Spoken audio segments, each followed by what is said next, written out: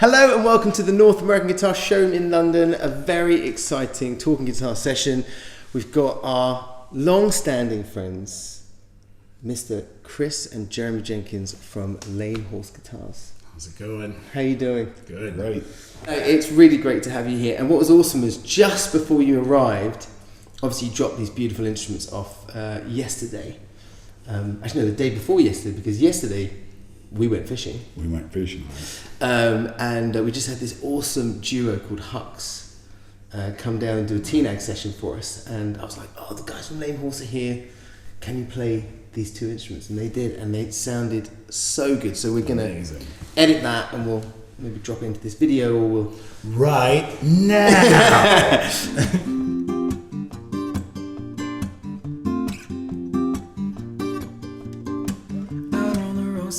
Sunburned skyline where the night meets the day. I never settle, I've been moving too fast, but I kinda like it that way. And then you leave me on my own now, honey. Why'd you have to run so far? Feels good to say I found my own way back to where you are. It's alright if you say it's all wrong. I know I'm asking a lot. I know the road is so long. Just take your time, cause I'm standing here strong. I'm gonna give you my love, and if it's my love and you want, ooh, ooh, just take your time, baby. Just take your time, ooh, ooh.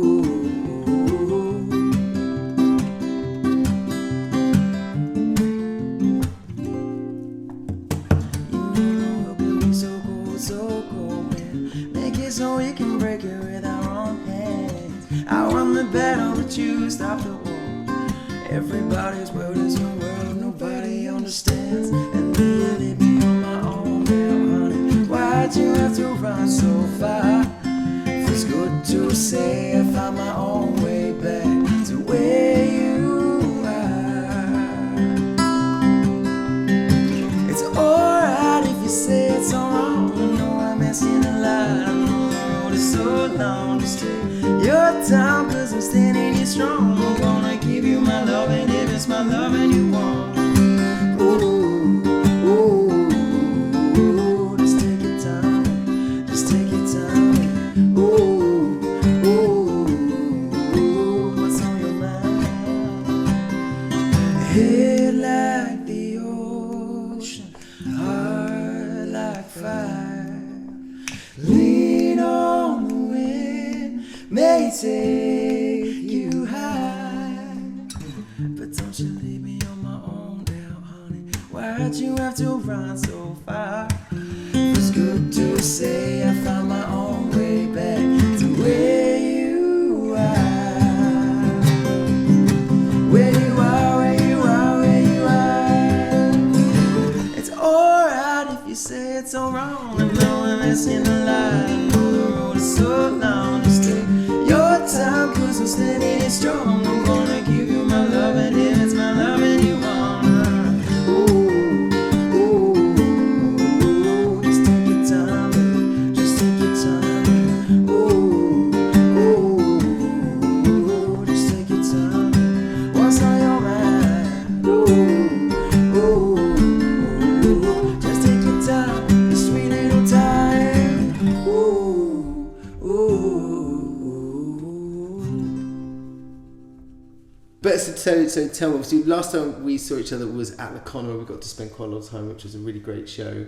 A lot of fun, a lot of similarities to the Woodstock show at the Conroe, which is just a really lovely show. Yeah, I called it Woodstock West. Yeah, you know, West Coast 40 luthiers, beautiful small venue, lots of people really interested in handmade guitars. It was just well done. Yeah. You know, Brent and shout out to Shirley and Brent. Shirley McElroy. just Great job. Great builders too. Great instruments. And what was incredible was that you because you had a prime spot as you walked into the door, and you were telling me that a lot of the people that were attending that you spoken to, they travelled like across the country for the show, and specifically to see you guys. They would walk in and see that Saddle Pal that we had there, and I can't tell you how many people told us they came to see that guitar, which you then brought home. You brought here to London to the North American Guitar and kept about 3 days, maybe. 3 days, and it ended up going off great. to a good client of ours in Germany, which was a wonderful feeling. And I kind of am now converted and fully love the Saddle Pal as much as you do. We had a long conversation about how wonderful the Saddle Pal instrument is. It is a superb fingerstyle guitar. That's what it really excels at. Yes.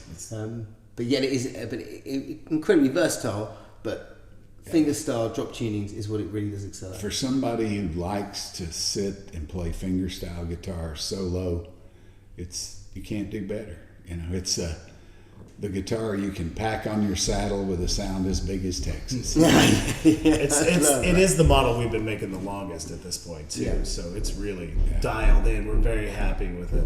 Oh, I love that. Over Yeah, 20 there's years. a few. You'll get that. You'll get the elephants kind of going The stomping. upstairs. But this is kind of an exclusive. Well, you know, exclusive for us because when we were hanging out at the NAMM show in January at the beginning of this year, you were exhibiting, and you hadn't even told me that you were going to be exhibiting this, but you were exhibiting your first OM model. Right. And I was very, very excited the fact that you had a new model out and played it and absolutely fell in love with that guitar. And that was one that was going out to, was it going out to China? Or was it going Singapore. Singapore. A stunning instrument. Big fan of OMs myself, and so is Brian actually here at the North American Guitar. And so we ordered one, and you have just delivered it. That's the second. And there she is. That's number 2. And we gave in and finally made a bigger guitar. I know. No. So, but there's quite a funny story behind that, though. Was it you hadn't really planned on venturing into the sort of the OM world? Right, yeah. It was a customer that came in that had that in mind. But we did it much like we did our 14 fret models. We found something that we really loved and then used that as a basis to start off of. Yeah. And experimenting with our own design. Plus, somebody just wrote a check big enough we couldn't say no. There you go. So we did. Practically get luthiers to I do love the anything. fact that Jeremy was going into the art of lutherie, and then Right. and Chris just goes. But this is like, what is this, like the 7-string Get Joe? Where just like somebody called up with this idea at some point, and we're like, we gave him the no number. And he said yes to the no number, and we were like, oh no, what? But you guys really do push boundaries. I think that's the thing that people love about your instrument. Design-wise. Well, no, sonically, that I can honestly, I think I could close my eyes and someone could play a Lame Horse guitar out of all the guitars in the show, and I would know it was a Lame Horse. I like We to do see that sometimes, by the way. Oh, just see We if you do. can Well, name what Richard it might be is. downstairs and I'll say, go and pick a guitar up, and I'm normally wrong. He's normally right, but it's you do have a very, very signature tone, which is just Yeah, we like to think as a tool, as a functioning tool, as a guitar is. It's Yeah. we're at this peak that we work at. We're very happy with our work and the sound of our guitars at this point, which has really allowed us to even open up more visually. Yeah. Because now that we're at this very, very comfortable point with our sound, we can start getting more imaginative with our looks. yeah. And it's in the fact that we've gotten to a point where we're very comfortable with the way that we can select soundboards so that they're very uniform, and the way we treat them, the end product can be very uniform.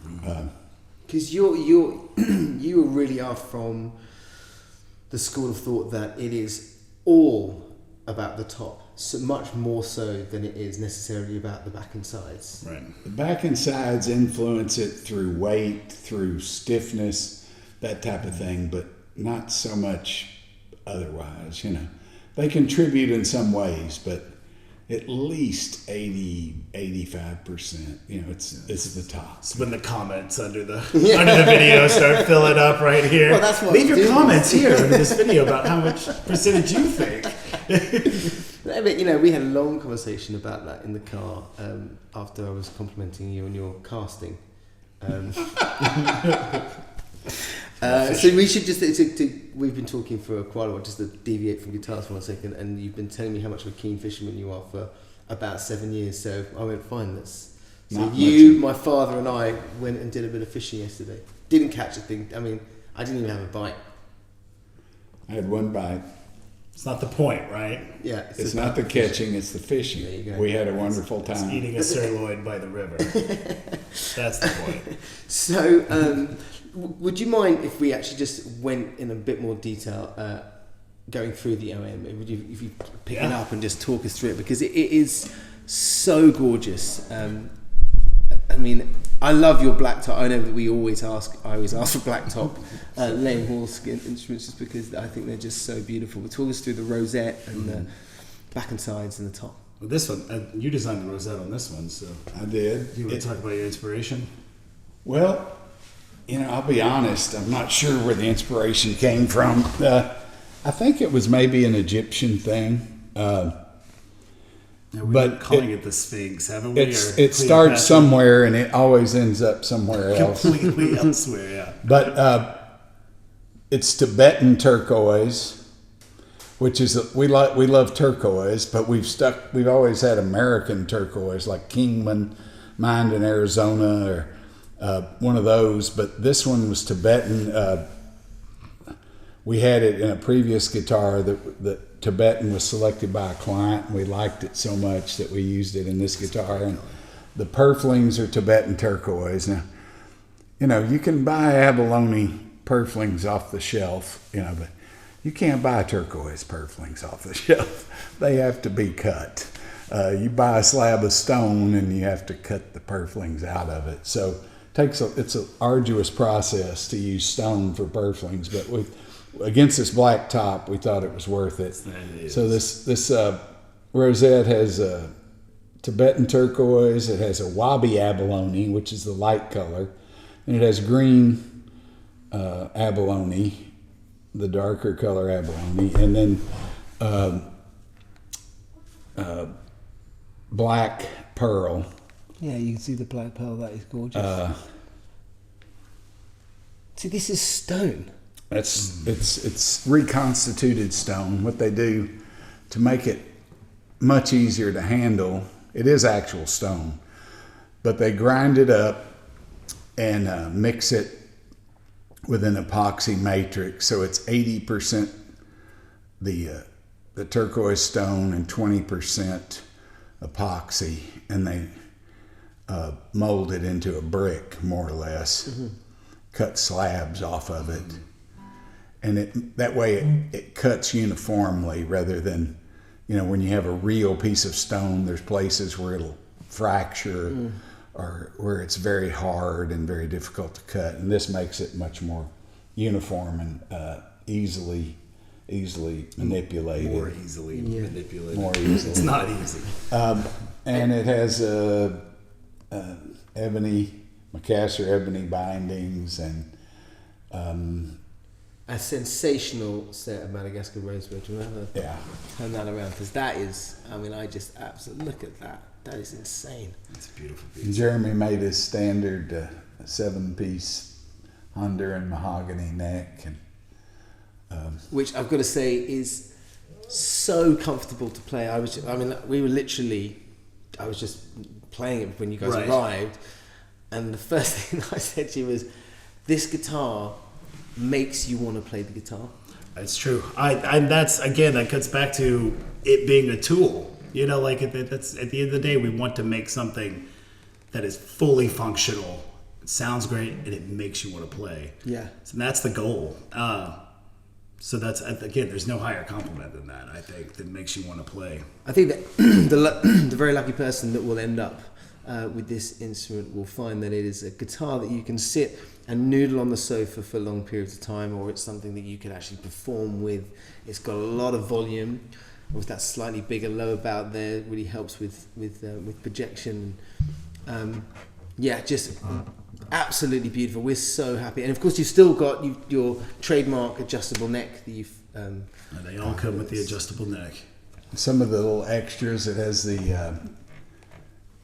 has the VS tuners, which are handcrafted in Brazil, and they're really, really fine, smooth tuners, the best that we have found. And we sent the Tibetan turquoise to Brazil, and he crafted the buttons to match. No way. The rosette. And They've been a great find for us. Yeah, Really like them. he's a super craftsman, Vitor. Easy to work with. Well, we spoke a lot at NAM about that. Oh, you're right. Yeah, yeah. We were. I think we just started working with them at that point. Yeah. We're so excited. Yeah. So yeah, we've been telling everybody. So let's flick that and then let's put that back on the stand and let's have a look at the hybrid that you've got here, which again, really happy that is. Hybrid crossover. This is a nylon string made for steel string players because it has a tapered radius fingerboard, but the soundboard is voiced for nylon strings. It's funny, as you're talking, I can hear it vibrating. Right And I say it's for steel string players. It could be for a classical player that's decided he doesn't want to suffer anymore. But both. It's a very lively top on that because of the weight. That guitar has a European top. This one has an Engelmann top, and this one has Yeah, I love that. the magnetic Our new armrests. armrest that's on and off. The adjustable action even has a little extra for the player who likes to do nylon strings, because you can take it way up for flamenco. If somebody really wants, and then lower it back down if you play really quiet finger style type things on it. I'd love to hear someone like, just having played it briefly, someone like Mike Dawes play this, or someone like Will McNichol who's got a really beautiful light touch. This has one of the prettiest sets of Southeast Asian rosewood that Are they co-bindings? it's a sapele, or since I'm in London, I'll say sapele. The blistered stuff. It almost looks like the tree mahogany, but it's not. It's a. Have you ever been asked to make a tree instrument? We have one set of the tree wood. It's not the most highly figured set, but I've had it for many, many, many, many years. Got it from David Marks in Healdsburg, who was a furniture maker there, who had a bunch of it and sawed it up. And he was maybe the original guy. And I think we've had it since maybe 1999. Oh, wow. Yeah, it was. One day. Someday we'll make.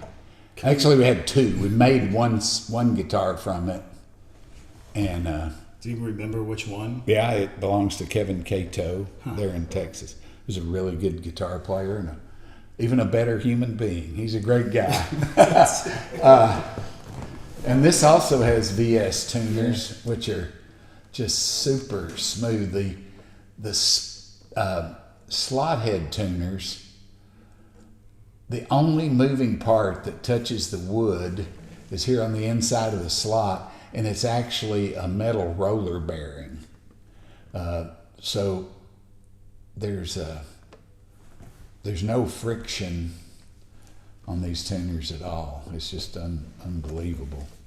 And like I say, it has all of them have both these guitars, the access panel for easy visualization and repair, pickup, installation, and change. I think that gets in that. We haven't really talked about the sustainability of the guitars that we're building, the idea that we want these things to function as long as possible. So the idea of having that access door, God forbid anything happens, it gives you the ability to be able to fix these things. Yeah. So But they're fragile things. These tops are. they're breathing, living things. Yeah. Wood never gives up. Yeah. Never gives up, which is lovely. Yeah. And this is a Southeast Asian rosewood, is that right? Southeast Asian, grows in Vietnam, Cambodia, Laos. Very, very rare. Was totally unavailable in the U.S. until recently, and LMI came up with some that I think they sold the original supply of this that was available in the U.S. Back in pre the 2000, and I think they bought back some of that they had sold, and they have some available now. Very few sets. But it's much harder to come by than Brazilian. And it's heavier than Brazilian. Yeah. Well, it's not like I would say it's a heavy guitar, but this is your Elko shape. It's the size and shape of an Elko. Yeah. Small sound hole. Yeah. As you can see. Yeah. Like a classical, with the top is voiced like a classical guitar, and a classical type bridge, of course. And this is the first one you've ever made. Like this is the first one. This is the first one. And do you think that the idea is to roll out more of these hybrids? Yeah, sort of as demand warrants. Right. Not every steel string player will want a nylon string, but we've had some people talk to us about them, ask about them. Also, it's just as players, to try something new new things. and fresh. Yeah, Exactly. as players get older, fingers get a little stiffer, and these are much easier to play, than steel strings, and that's the main reason for steel string players want. But they want the comfort still of the radius fingerboard and the taper, and it's a 16 to 20. A 12-16 radius, and the little bit wider fingerboard, a 1 7/8 nut. I can't tell you. But as you say that, I'm already thinking of the person who I know will absolutely fall in love with. I can't tell you. right. I can't tell you in millimeters right off. What that is, but so it's has some of the characteristics of a classical guitar and some of the characteristics of a steel string neck. And yet all of the characteristics of a beautiful lame horse instrument that you could spot from a mile away. And you have got, let me put that back for you, and you've got a brand new version of the Gidgeo. We do. We don't have it available right here to show, but we will be getting some videos of that. You're exhibiting it at this in France. Yeah, it'll be the first place it's been exhibited.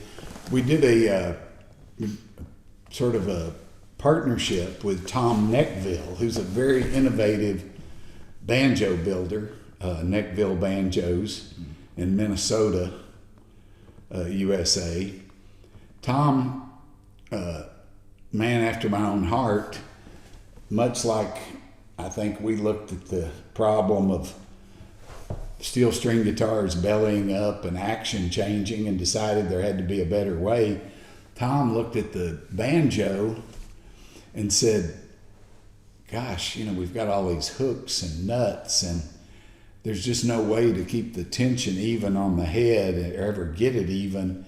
And if you want to change the head out, it takes you half a day, and this is terrible. There must be a better way. And he came up with a better way, which is what he calls the Gila mount. And it's where you have a frame and basically a mounting system that screws on from the back onto the head. And so you have perfectly even pressure all around the head, unlike the hook and nut system where they're all a little bit different. And even when you're using a torque wrench and going all around, you can't ever get it right. Makes the sound is so much more even and a little bit more mellow, which I think guitar players really like.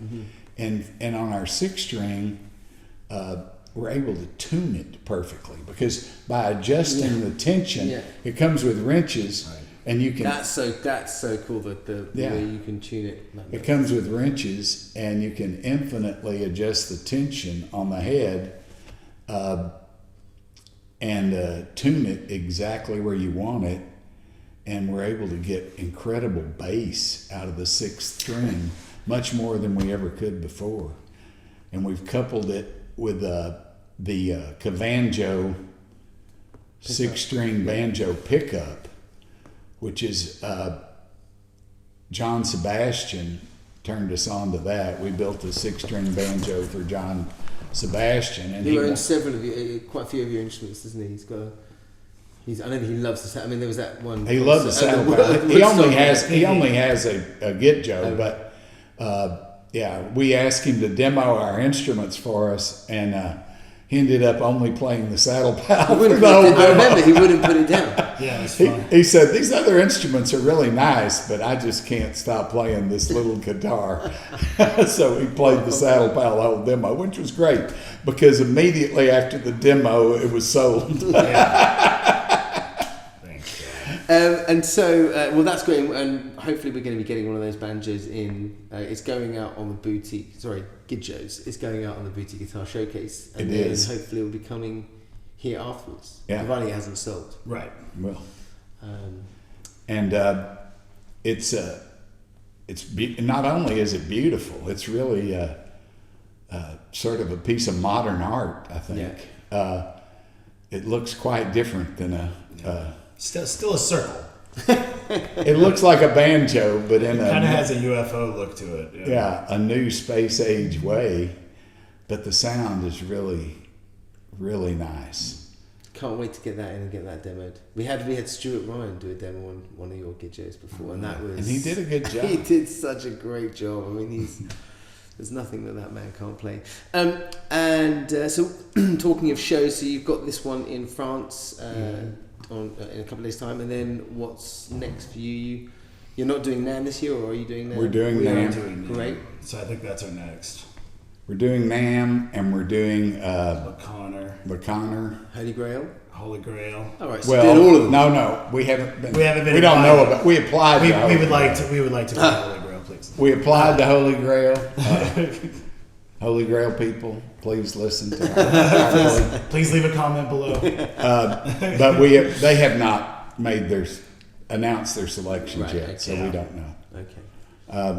But they've announced this is the last Holy Grail show. That's so very sad. Yeah. That's very sad. it's a wonderful show. They do a wonderful job, They do. and I understand their reasons for not doing it. It's a tremendous amount of work, and as with most volunteer organizations, most of the work ends up falling on the same people over and over. And I can understand the problems associated with it. So, but they're to be commended for what they accomplished in the amount of time they accomplished it. It is a terrific show. It is a phenomenal show. Yeah, it is fantastic. and it is definitely one that every luthier that we represent and friends that have attended have all just said it's the best, definitely the best European show that there's been for a while.